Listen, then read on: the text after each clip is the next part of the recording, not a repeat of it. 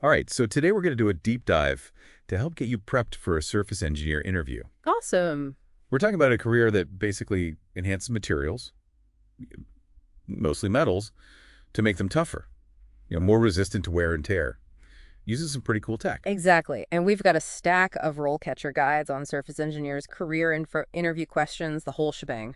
That's right, the works. So consider this your insider's guide to, nailing that interview. Exactly. Okay, so the RoleCatcher Career Guide kicks things off with what they do. Yeah. And it really describes the job as this mix of research and development, Right. where you're figuring out how to tweak the surfaces of materials to protect them from things like rust and damage. Yeah, and it's not just about, making things last longer. The guide highlights a huge emphasis on sustainability in this field, too, which I find really interesting. For sure. Minimizing waste and using eco-friendly materials is a big deal for surface engineers. That's a great point. And it actually ties into something else that the guide mentions. The job outlook for surface engineers is looking really positive. Absolutely. As manufacturing keeps evolving and the focus on sustainability grows, the demand for skilled surface engineers is only going to increase. Right. It's a field with a lot of potential. It is a lot of potential. All right. Now, before we jump into the interview questions, Okay. I do want to touch on the pros and cons section. Sure. Because, hey, it's good to know what you're getting into, right? For sure. Having a realistic picture of the job is crucial. Absolutely. Oh, Okay, yeah. so the guide mentions long hours and potential stresses, downsides. Right. But honestly, those are pretty standard in a lot of high-demand fields, especially ones where you're, constantly innovating and pushing boundaries. Right. And those challenges often come with some pretty rewarding perks, too. That's right. The guide highlights things like a strong earning, potential diverse work opportunities, and even the chance to travel. Absolutely. All right, so we've got a good overview of the field. Now, let's get to the heart of this deep dive. Yes. The interview prep. Let's do it. First up, a classic question from the interview guide. Okay. What inspired you to become a surface engineer? Oh, this is your chance to showcase your genuine passion for the field. Yeah. What sparked your interest? Was it a specific project, a mentor, or a fascination with the science behind it all? Right. Authenticity is key here. Now, I'm curious from your experience, what kind of follow-up questions might an interviewer ask after someone answers this initial question? That's a great question. They might dig deeper into your experiences, asking about specific projects you worked on or courses that really resonated with you. Yeah. They're looking for evidence of that genuine interest you just mentioned. Makes sense. Right. All right. Next question, and this one comes from the interview questions repository. Okay. Could you describe a time you had to make a difficult decision related to surface engineering? Ooh, this is where the STAR method comes in handy. Situation, task, action, result. It's a great way to structure your answer and showcase your problem-solving skills. Now, I know the STAR method is a common interview tip, Right. but I think it's worth reminding our listener why it's so effective. Absolutely. It helps you tell a concise and impactful story. Okay. First, you set the scene with the situation. Then you explain the task you are facing next. You detail the action you took, highlighting your skills. And finally, you describe the result, showcasing the impact of your decision. So for this particular question about a difficult decision, what kind of situation would be a good example? Think of a time when you had to balance competing priorities. Okay. Maybe you had to choose between a cost-effective surface treatment and a more durable but expensive one, or perhaps you had to weigh environmental concerns against performance requirements. Got it. These scenarios demonstrate your ability to make tough calls. Right. And I imagine a potential follow-up question could be, looking back, would you have approached that decision differently? Exactly. Interviewers often use follow-up questions to gauge your learning and growth mindset. They want to see that you reflect on your experiences and identify areas for improvement. Speaking of improvement, I noticed that both the interview guide and the RoleCatcher platform itself highlight how their AI can help you tailor your answers and practice your delivery for these interview questions. That's one of the things that makes RoleCatcher so valuable. Their AI can analyze job descriptions and suggest keywords to incorporate into your responses. Wow. It's like having a personalized interview coach in your pocket. So it's not about giving you generic advice. It's about helping you craft responses that are specifically tailored to the role you're interviewing for. Exactly, and it goes beyond just text-based answers. RoleCatcher also has a video practice feature where you can record yourself answering questions and get AI-powered feedback on your delivery, body language, and overall presentation. That's incredible. It's like having a virtual mock interview, but with personalized feedback to help you improve. Right, and as automated recruitment systems become more common, being able to tailor your responses for those systems is becoming increasingly important. Yeah. RoleCatcher's AI can really give you an edge there. Okay, let's get back to those interview questions. The next one in the guide is, can you describe your experience with surface treatments and coatings? Okay. This is where things start to get a bit more technical. It is, but remember, the interviewer isn't expecting you to rattle off a textbook definition of every single treatment. Sure. They want to see your practical knowledge and how you apply it. So what's the best way to approach this question?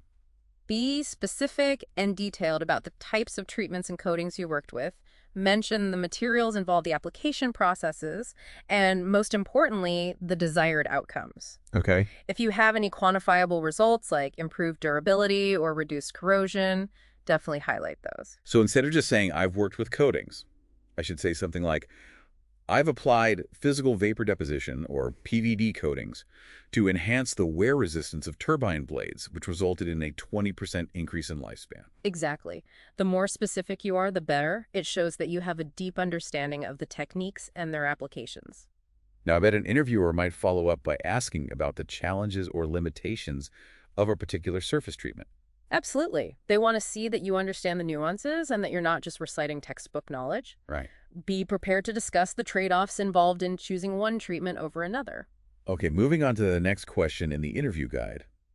How do you approach the design and development of a new surface treatment or coating? All right. This question is all about showcasing your problem-solving and innovation skills. It is. The interviewer wants to understand your thought process, how you approach a challenge systematically. Right. So how can our listener impress the interviewer with their answer? Walk them through your approach step by step.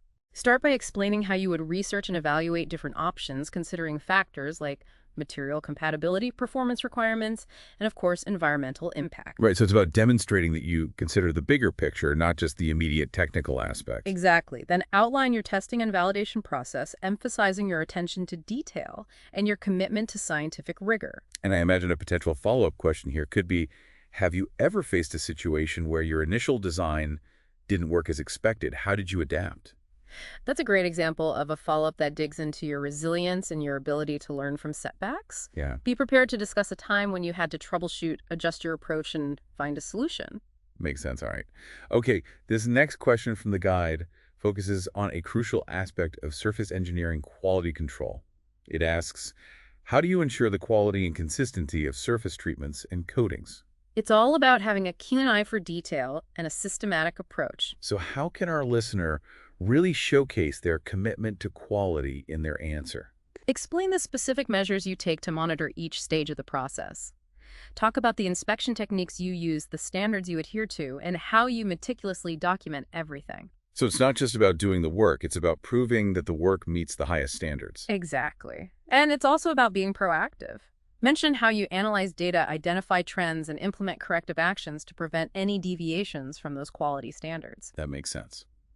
It's about catching potential issues before they become big problems. Now, I'm curious, could you give an example of a specific quality control measure that's commonly used in surface engineering? Sure. One common technique is using a profilometer to measure the thickness and uniformity of a coating. By taking precise measurements at various points, you can ensure that the coating is applied evenly and meets the required specifications. That's really interesting. It sounds like technology plays a big role in quality control. Absolutely.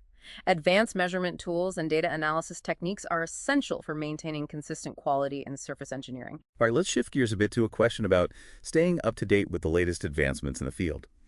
The guide asks, how do you stay up to date with the latest advancements in surface engineering? This one's all about demonstrating your commitment to continuous learning. So it's not enough to know what you learned in school or even from your previous job. You need to be constantly evolving and expanding your knowledge. Exactly.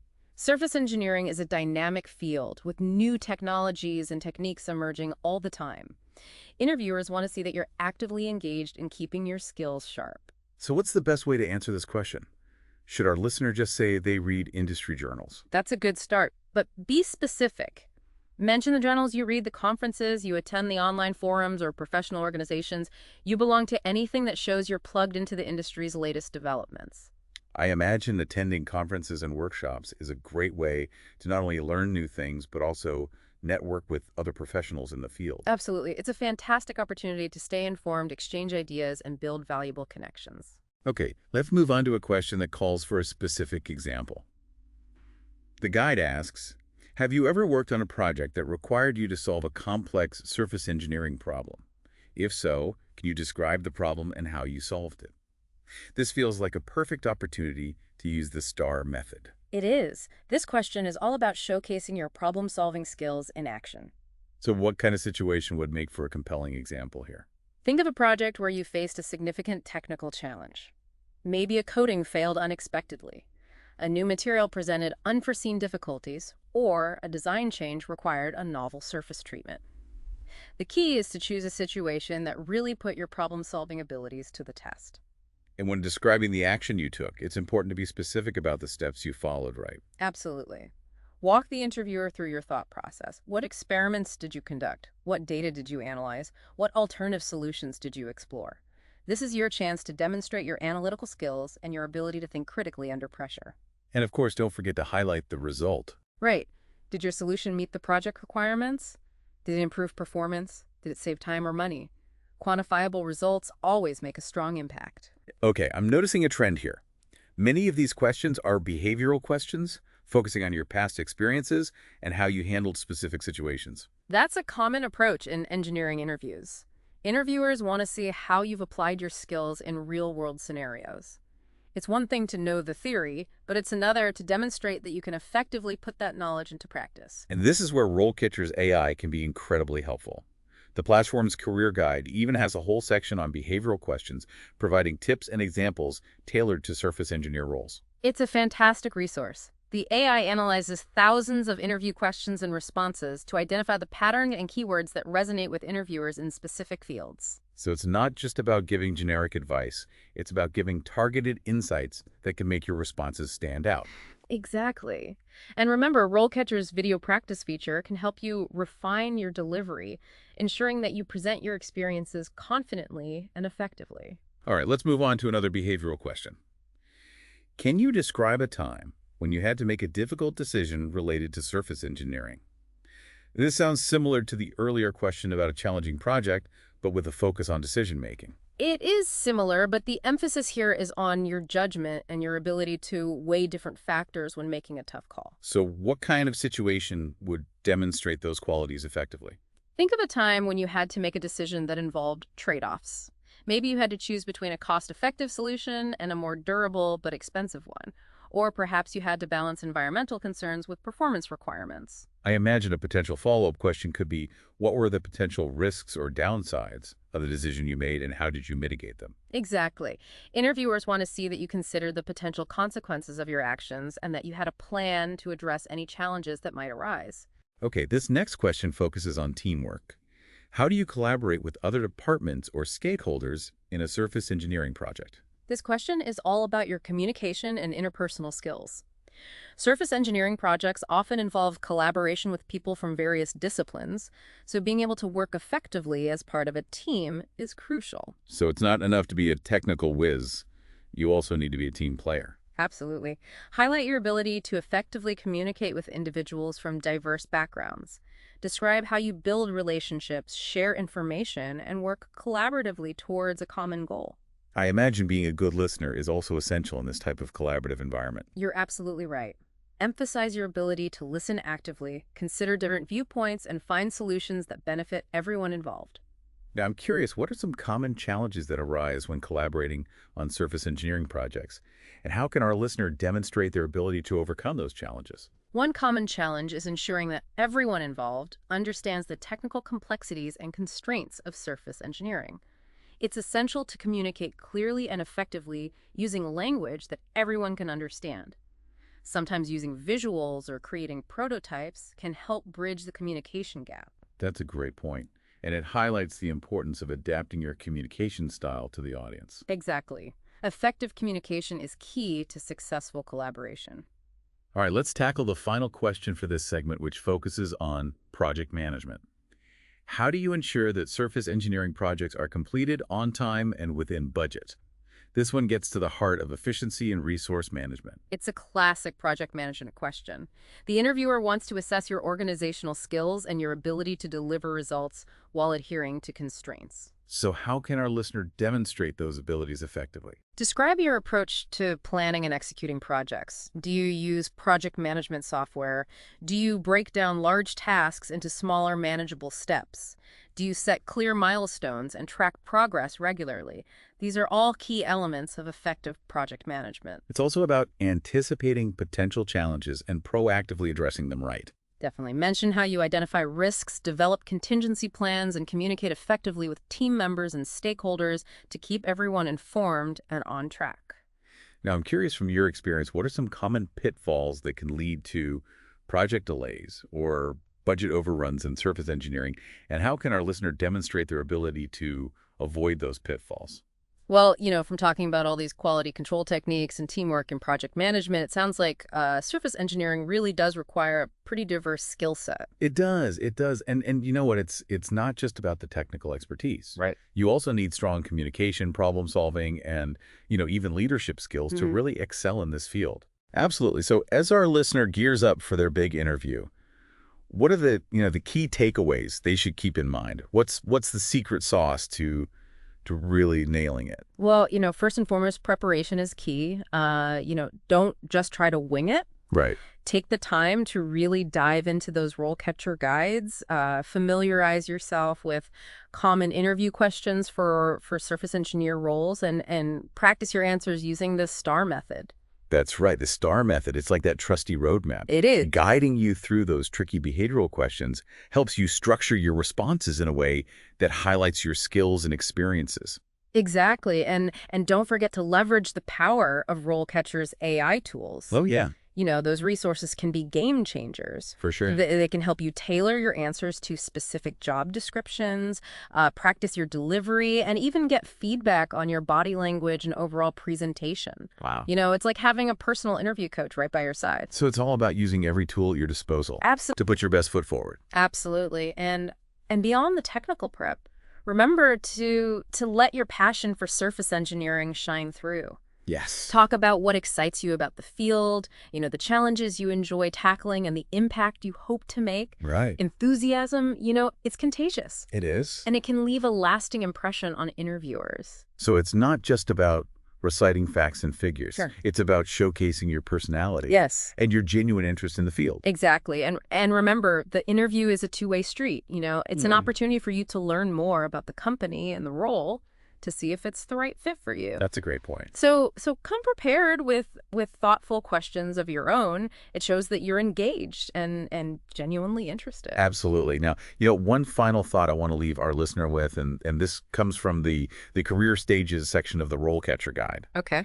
As you prepare for this interview, think about your long-term career goals. Where do you see yourself in 5 or 10 years?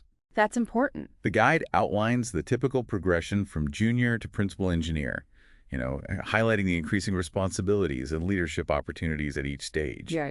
And having a vision for your career path can help you articulate your ambitions and show interviewers that you're in it for the long haul. Remember, preparing for your interview is not just about answering questions. Right. It's about demonstrating your passion, your skills, and your fit for the role.